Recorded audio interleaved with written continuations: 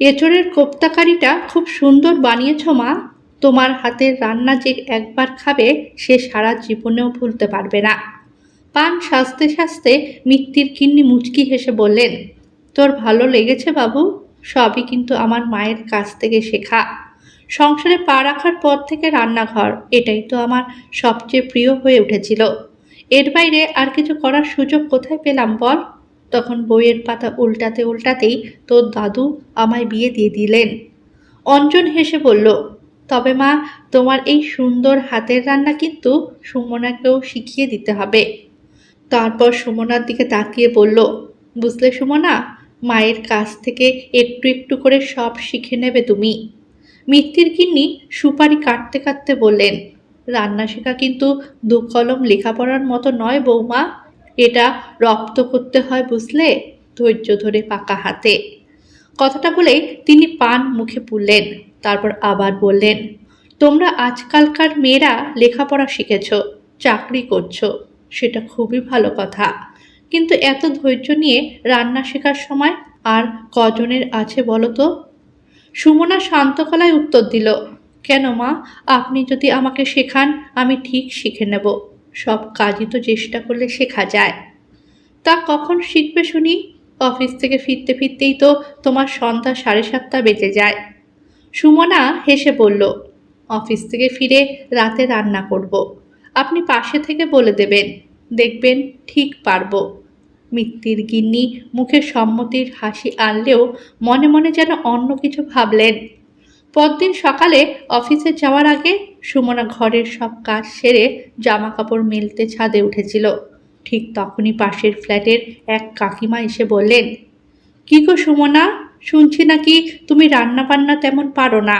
তা তোমার শাশুড়ি মাই সব রান্না করেন বুঝি? আমাদের সময় কিন্তু বিয়ের পর সব কাজ নিজেদেরই সামলাতে হতো। আমি তো মিত্তির গিন্নিকে বলেছিলাম, দিদি একটা ঘরোয়া মেয়ে আনতে পারতে, তাহলে তোমাকেও এত খাটতে হতো না।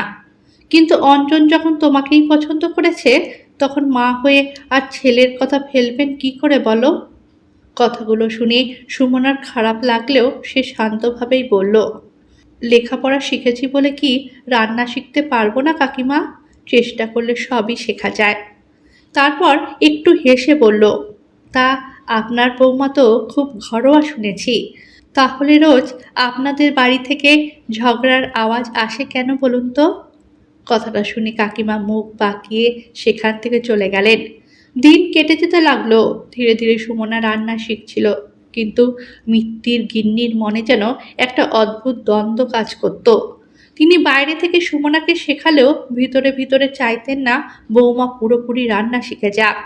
কারণ এই রান্নাই ছিল তার গর্ব, তার অস্তিত্ব। ছোটবেলায় পড়াশোনা করার ইচ্ছে থাকলেও সেই সুযোগ তিনি পাননি। তাই শ্বশুরবাড়িতে নিজের রান্নার গুণেই সকলের মন জয় করেছিলেন। অঞ্জনের মুখে নিজের রান্নার প্রশংসা শুনলেই তার মন ভরে যেত। তিনি ভাবতেন, সুমনা যদি একদিন তার থেকেও ভালো রান্না শিখে ফেলে, তাহলে ছেলে আর তাকে আগের মতো গুরুত্ব দেবে তো? এই ভাবনা থেকেই একদিন তিনি একটি ফোন দিয়ে আঁটলেন। সকালবেলা সুমনা ঘরের কাজ করছিল। হঠাৎ তার খেয়াল হলো আজ এত বেলা হয়ে গেল, তবু শাশুড়ি মা ঘুম থেকে ওঠেননি। সাধারণত এই সময়ের মধ্যেই তার ফুল তোলা, পুজো দেওয়া সব শেষ হয়ে যায়। চিন্তিত হয়ে সুমনা শাশুড়ির ঘরে ঢুকলো। দেখলো মিত্তির গিন্নি বিছানায় শুয়ে কাতরাচ্ছেন। মা, কি হয়েছে, শরীর খারাপ নাকি? উদ্বিগ্ন গলায় জিজ্ঞেস করলো সুমনা। মিত্তির গিন্নি কপালে হাত দিয়ে বললেন, মাথাটা খুব ঘুরছে বৌমা, শরীরটাও কেমন দুর্বল লাগছে। সুমনা তাড়াতাড়ি বলল, তাহলে অঞ্জনকে ডাকি, ডাক্তারের কাছে নিয়ে যেতে হবে। না না, বাবুকে এখন ব্যস্ত করো না, মনে হয় গ্যাসের জন্যই হয়েছে, বিকেলের মধ্যে ঠিক হয়ে যাবে। সুমনা আর জোর করলো না, কিন্তু মনে মনে খুব চিন্তা করতে লাগলো। দুপুরে অঞ্জন অফিস থেকে ফিরে মাকে ডাক্তার দেখাতে নিয়ে যাবে, তাই দুপুরের রান্নাটা আজ তাকেই করতে হবে। এদিকে সে তো এখনো ভালোভাবে রান্না শিখছে। চিন্তায় পড়ে সে নিজের মাকে ফোন করলো, মা, আজ দুপুরে রান্নাটা আমাকেই করতে হবে। শাশুড়ি মায়ের শরীর খারাপ, তুমি আমাকে বলে দাও না কিভাবে রান্না করব। ওপাশ থেকে মা স্নেহ ভরা গলায় বললেন, কি রান্না করবি বল? একটু শুক্তো আর কাতলা মাছের ঝাল।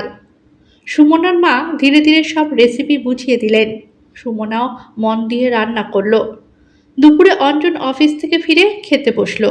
খাবারের প্রথম গ্রাস মুখে দিয়েই একটু থেমে বলল, সুমনা, মনে হচ্ছে লবণ একটু কম হয়েছে, আর সবজিগুলো একটু বেশি সেদ্ধ হলে ভালো হতো।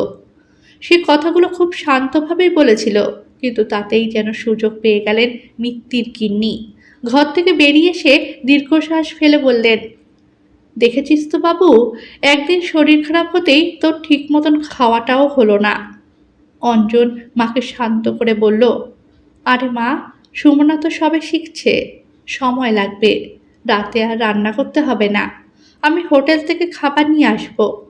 অঞ্জন ঘরে চলে যেতেই মিত্তির গিন্নি সুর করে বলতে লাগলেন, এমন তো কখনো হয়নি, আমি অসুস্থ থাকলেও আমার ছেলেকে আধপেটা খেতে হয়েছে, এখন আবার হোটেলের খাবার খেতে হবে। এসব খেয়ে শরীর ঠিক থাকবে নাকি? তারপর আরও জোরে বললেন, আজকালকার মেয়েরা বাপের বাড়ি থেকে কিছুই শিখে আসে না। কথাগুলো তিনি এমনভাবে বলছিলেন যেন সুমনা শুনতে পায়।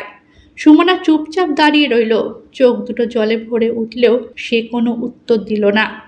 এক সময় অঞ্জন বুঝতে পারে তার মা আসলে সুমনাকে রান্না শেখাতে চাইছেন না, কারণ সেই রান্নাঘরটাই ছিল তার একমাত্র অস্তিত্ব। অঞ্জন ছোটবেলা থেকেই নিজের মাকে অপমান সহ্য করতে দেখেছে। তার বাবা ছিলেন নামকরা উকিল, শিক্ষিত, সম্মানিত মানুষ, কিন্তু স্ত্রী পড়াশোনা জানতেন না বলেই কথায় কথায় তাকে হেয় করতেন। কোথাও বেড়াতে গেলেও স্ত্রীকে সঙ্গে নিতে চাইতেন না। সেই ছোট্ট বয়স থেকেই অঞ্জন বুঝেছিল একজন নারীর সম্মান অনেক সময় সংসারের পুরুষ মানুষের হাতেই নির্ভর করে। তাই বড় হয়ে সে মনে প্রাণে বিশ্বাস করত, মেয়েদের সম্মান দেওয়া পুরুষেরই দায়িত্ব। পুরুষ যদি নিজের ঘরের মহিলাকে সম্মান না করে, তাহলে বাইরের সমাজও তাকে কখনো সম্মান দেবে না। এই কারণেই সুমনা রান্না না পারলেও অঞ্জন কোনোদিন তাকে অপমান করেনি, বরং সবসময় বলেছে, চেষ্টা করো, তুমি অবশ্যই পারবে। জয়েন্ট ফ্যামিলিতে মানুষ হয়েছে সুমনা। ছোটবেলা থেকে পড়াশোনা আর নিজের কেরিয়ার নিয়েই ব্যস্ত ছিল সে। রান্নাঘরের ধারে কাছে যাওয়ার খুব একটা প্রয়োজন পড়েনি। অথচ মিত্তির গিন্নি নিজের না পাওয়ার আক্ষেপ থেকে কখন যে অজান্তেই বৌমার প্রতিদ্বন্দ্বী হয়ে উঠেছিলেন তা তিনি নিজেও বুঝতে পারেননি। সেদিনের অসুস্থতার নাটক বেশি দিন টেকেনি। সুমনাকে ফাঁদে ফেলার চেষ্টা তিনি কম করেননি, কিন্তু প্রতিবারই অঞ্জন বউয়ের পাশে দাঁড়িয়েছে। ফলে চাইলেও ছেলের কাছে সুমনাকে খারাপ প্রমাণ করতে পারেননি তিনি। অন্যদিকে সুমনাও হাল ছাড়েনি। নিজের মায়ের কাছ থেকে শিখেছে, ইউটিউব দেখে শিখেছে, ভুল করতে করতে ধীরে ধীরে রান্নাও শিখে ফেলেছে। একসময় অঞ্জন বুঝতে পারে তার মা আসলে সুমনাকে রান্না শেখাতে চাইছেন না, কারণ সেই রান্নাঘরটাই ছিল তার একমাত্র গর্ব, তার নিজের তৈরি জায়গা। সেদিনের অসুস্থতার ঘটনাটাও যে অভিনয় ছিল তা সুমনা বুঝে গিয়েছিল এবং অঞ্জনকেও জানিয়েছিল। একদিন রাতে অফিস থেকে ফিরে খাওয়া দাওয়া সেরে ঘুমোতে যাওয়ার আগে অঞ্জন সুমনাকে বলল, দেখো সুমনা, মা সারা জীবন অনেক অবহেলা আর অপমান পেয়েছে, তাই ও মনে করে রান্নার এই জায়গাটুকুই ওর নিজের। ওটুকু নিয়েই না হয় শেষ বয়সটা শান্তিতে থাকুক। তারপর একটু থেমে আবার বলল, তুমি যত ভালোই রান্না করো না কেন, আমি খাওয়ার সময় বলবো, মা, সুমনার রান্না ভালো হয়েছে, তবে তোমার মতো হয়নি। এই কথাটাতেই মা অনেক তৃপ্তি পায়। সুমনা চুপচাপ শুনছিল। অঞ্জন তার হাত ধরে বলল, তবে একটা কথা, তুমি সবসময় মায়ের সঙ্গে ভালো ব্যবহার করবে, দেখবে একদিন মা নিজেই বদলে যাবে। সময়ের সঙ্গে সঙ্গে সত্যিই অনেক কিছু বদলে গেল। মিত্তির গিন্নির বয়স বাড়তে লাগলো, শরীর আগের মতন আর সায় দিত না। ধীরে ধীরে সংসারের সমস্ত দায়িত্ব সুমনার উপর এসে পড়ল। অফিস সামলানো, রান্নাবান্না, বাড়ির কাজ, শাশুড়ির ওষুধ থেকে দেখাশোনা, সব কিছুই সে একা হাতে সামলাতে লাগলো। মিত্তির গিন্নিও বুঝতে পারলেন বৌমা ছাড়া তার আর সত্যিকারের আপন কেউ নেই। একমাত্র নাতিকে নিয়েই এখন তার সময় কাটে। সেদিন শীতের সন্ধ্যায় নাতির আবদারে সুমনা পাটিসাপটা পিঠে আর নলেন গুড়ের পায়েস বানিয়েছিল। তারপর ছেলে আর শাশুড়িকে পাশাপাশি বসিয়ে নিজের হাতে পরিবেশন করলো। নাতি খেতে খেতে বলল, মা, দারুণ হয়েছে। সুমনা মুচকি হেসে বলল, সবই তোমার ঠাম্মার কাছ থেকে শেখা। উনি না থাকলে আমি কিছুই শিখতে পারতাম না। কথাটা শুনে মিত্তির গিন্নির চোখ ভিজে উঠল। তিনি সুমনাকে কাছে ডাকলেন।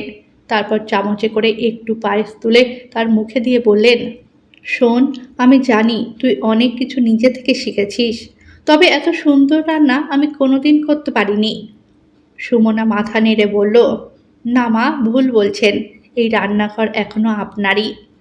জানেন মা, সেদিন আলমারি থেকে আপনার কাপড় বের করতে গিয়ে একটা পুরনো রান্নার খাতা পেয়েছিলাম। সেখানে আপনার হাতে লেখা কত রেসিপি। আমি জানি এটাই আপনার অস্তিত্ব, আর আমি কোনোদিন সেই অস্তিত্ব হারাতে দেব না। এরপর কেটে গেছে আরও 3টি মাস। সেদিন দুপুরবেলা মিত্তির গিন্নি বারান্দায় বসে শীতের রোদ পোহাচ্ছিলেন। ঠিক তখনই সুমনা এসে বলল, মা, আপনি একটু চোখটা বন্ধ করবেন? মিত্তির গিন্নি অবাক হয়ে বললেন, কেন রে, আবার কি করছিস? সুমনা হেসে বলল, আপনার জন্যে একটা দারুণ সারপ্রাইজ আছে। কথাটা বলেই সে মিত্তির গিন্নির হাতে একটা মোড়ক ধরা বই তুলে দিল। তারপর বলল, এবার চোখ খুলুন। চোখ খুলতেই মিত্তির গিন্নি যেন কিছুক্ষণ স্তব্ধ হয়ে রইলেন। বইয়ের মলাটে বড় বড় অক্ষরে লেখা, চারুলতার রান্নাঘর। নিচে ছোট করে লেখা, চারুলতা মিত্তির। কাপা হাতে বইয়ের পাতা উল্টাতে লাগলেন তিনি। প্রতিটি পাতায় তার নিজের হাতে বানানো রান্নার রেসিপি, রান্নার ছোট ছোট টিপস, মশলার পরিমাণ, এমনকি রান্নার পেছনের গল্প সুন্দরভাবে লেখা রয়েছে। এক সময় তার চোখ থেকে টপ টপ করে জল পড়তে লাগলো। সুমনা উদ্বিগ্ন হয়ে বলল, কি হলো মা, আপনার ভালো লাগেনি? মিত্তির গিন্নি চোখের জল মুছতে মুছতে বললেন, খুব ভালো লেগেছে মা। আমার এই চাপা পড়ে যাওয়া অস্তিত্বটাকে তুই এত সুন্দর করে তুলে ধরেছিস। এর থেকে বড় সুখ আমার জীবনে আর কিছু হতে পারে না। সুমনা মৃদু হেসে বলল, জানেন মা, অনেকেই কিন্তু বইটা নিতে চাইছে। আপনি যদি অনুমতি দেন তাহলে আমরা বইটা প্রকাশ করব। বুক স্টলেও বিক্রি হবে। মিত্তির গিন্নি বিস্ময়ে বললেন, সত্যি মা, মানুষ আমার রান্না পড়বে? অবশ্যই পড়বে। আপনার রান্না শুধু রান্না নয় মা, এটা একটা অনুভূতি। মিত্তির গিন্নি স্নেহ ভরা চোখে বৌমার দিকে তাকিয়ে বললেন, হ্যাঁ মা, অবশ্যই প্রকাশ করবি। কথা বলতে বলতে তিনি বইয়ের শেষ পাতায় এসে থামলেন। সেখানে তার জীবনের কিছু না বলা কথা লেখা। একজন অল্প শিক্ষিত গৃহবধূর পরিচয় শুধু রান্নাঘরের মধ্যে সীমাবদ্ধ নয়। সংসারের উনুনে নিজের স্বপ্ন, কষ্ট আর ভালোবাসা দিয়েই সে প্রতিদিন নতুন জীবন গড়ে তোলে। কখনো কখনো রান্নাঘরটাও কোনো মানুষের জীবনের একমাত্র অস্তিত্ব হয়ে ওঠে। লাইনগুলো পড়ে মিত্তির গিন্নি আর নিজেকে সামলাতে পারলেন না। বইটাকে বুকে জড়িয়ে ধরে নিঃশব্দে কেঁদে ফেললেন। ঠিক তখনই সুমনা তার পাশে বসে বলল, জানেন মা, আমি আরও একটা কথা ভেবেছি। কি রে? আমরা একটা ইউটিউব চ্যানেল খুলব। নাম হবে চারুলতার রান্নাঘর। সেখানে আপনি সামনে বসে রান্নার রেসিপি বলবেন আর আমি রান্না করব। মিত্তির গিন্নি অবাক হয়ে তাকিয়ে রইলেন। সুমনা বলল, আমি চাই আপনার এই সহজ অথচ অসাধারণ রান্নাগুলো ঘরে ঘরে পৌঁছে যাক। আপনার এই প্রতিভা আর চাপা পড়ে থাকবে না। দূর দূরান্তের মানুষ আপনাকে চিনবে। দরজার পাশে দাঁড়িয়ে সব শুনছিল অঞ্জন। সে এগিয়ে এসে মায়ের পাশে বসে বলল, মা, এতদিন তুমি শুধু সংসারের জন্য বেঁচেছ, এবার নিজের জন্য একটু বাঁচো। অঞ্জন সবটাই আগে থেকেই জানত। বরাবর সে সুমনাকে সমর্থন করেছে, কারণ সে চেয়েছিল শেষ বয়সে এসেও যেন তার মা নিজের একটা পরিচয় ফিরে পান। এতদিনের জমে থাকা কষ্ট আর অপমান যেন একদিন সম্মানে বদলে যায়। ধীরে ধীরে চারুলতার রান্নাঘর ইউটিউব চ্যানেলটি জনপ্রিয় হয়ে উঠল। মিত্তির গিন্নির সহজ ভাষায় রান্না বোঝানো আর সুমনার সুন্দর উপস্থাপনা মানুষের মন জয় করে নিল। কয়েক মাসের মধ্যেই চারদিকে তাদের নাম ছড়িয়ে পড়ল। মানুষ এক ডাকে চিনতে শুরু করলো চারুলতার রান্নাঘরকে। একদিন তাদের একটি জনপ্রিয় রান্নার অনুষ্ঠানে আমন্ত্রণ জানানো হলো। সেদিন সুমনার সঙ্গে শাড়ি পরে আত্মবিশ্বাস নিয়ে স্টেজে উঠেছিলেন মিত্তির গিন্নি। সঞ্চালক যখন তাকে জিজ্ঞেস করলেন, আপনার এই সাফল্যের পেছনে সবচেয়ে বড় অবদান কার? মিত্তির গিন্নি মাইক্রোফোন হাতে নিয়ে সবার সামনে বললেন, আমার বৌমা সুমনার। ও না থাকলে হয়তো আমার এই পরিচয় কোনোদিনও সামনে আসতো না। তারপর একটু থেমে তিনি আরও বললেন, একটা শ্বশুরবাড়িতে শাশুড়ি আর বৌমা কখনো একে অপরের প্রতিদ্বন্দ্বী হতে পারে না। তারা আসলে একে অপরের পরিপূরক। শুধু দরকার একটু সময়, একটু বোঝাপড়া আর কিছুটা ভালোবাসা। সারা হলঘর তখন করতালিতে ভরে উঠেছিল। মিত্তির গিন্নি আবার বললেন, আর একটা কথা, সংসারে নারীদের সম্মান দেওয়া সবচেয়ে বড় দায়িত্ব পুরুষদের। একজন পুরুষ যদি নিজের বাড়ির মেয়েদের সম্মান করে, তবেই সমাজের নারীরাও সত্যিকারের সম্মান আর নিরাপত্তা পাবে। সামনের সারিতে বসে থাকা অঞ্জনের চোখ তখন ভিজে উঠেছিল, কারণ সে জানত আজ তার মা শুধু একজন গৃহবধূ নন, আজ তিনি নিজের পরিচয়ে প্রতিষ্ঠিত একজন মানুষ। আর সংসারে মা এবং তার স্ত্রী একে অপরের পরিপূরক।